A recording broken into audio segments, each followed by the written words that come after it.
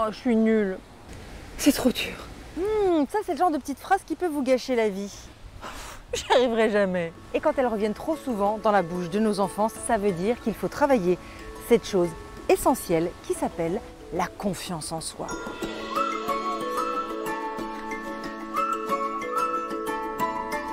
Et si on passait par le jeu?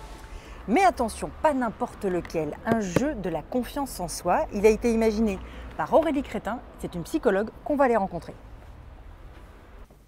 Alors, raconte un souvenir heureux. Aurélie, ça c'est le jeu de dés, c'est un des 4 jeux proposés dans la boîte. En quoi il est important pour la confiance en soi, par exemple? Notre cerveau a beaucoup plus l'habitude de regarder ce qui se passe pas bien, ce qui est négatif, plutôt que ce qui se passe bien.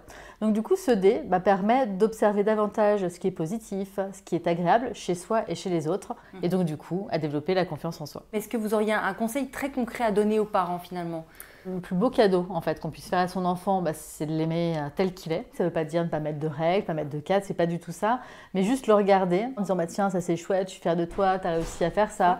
Mais le mot de la fin, qu'on pourrait se dire en tant que parent ou en tant qu'enfant? Soyez parfaitement imparfait. Voilà, ça me plaît bien ce mot de la fin là. Merci Aurélie. Bon, le jeu c'est bien, mais la confiance en soi, ça se travaille aussi à l'école. Certaines ont choisi de pratiquer ce qu'on appelle la discipline positive. Ça, ce sont les maîtres mots de cette approche mise au point par l'américaine Jan Nelsen. En 2016, elle est venue en France pour suivre une école qui la pratique en Dordogne. Vous avez le pouvoir de vous transformer en animal.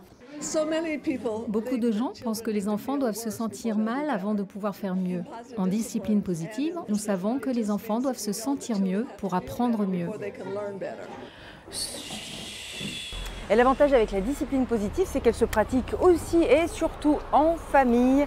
Pour en savoir plus, www.disciplinepositive.fr. Dernière idée pour gagner en confiance en soi, s'appuyer sur un coach. Pas vrai Brigitte?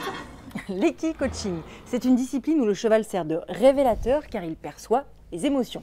Face à lui, on doit apprendre à les gérer et à trouver sa place. Ça marche très bien avec les ados et ça les aide au niveau personnel et scolaire. Penche-toi, elle vient, recule. Elle vient. Super. Pendant un moment, j'avais perdu confiance en moi, ça m'a permis de récupérer ma confiance et au moins de savoir que je peux contrôler un animal qui est plus lourd que moi. Si ça ne marche pas, on leur explique que c'est pas grave.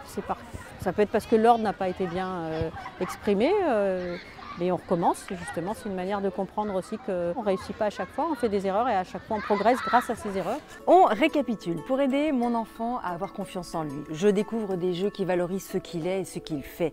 Je pratique la discipline positive et j'utilise des outils comme l'équi-coaching pour l'aider à mieux gérer ses émotions. Pas vrai les gars?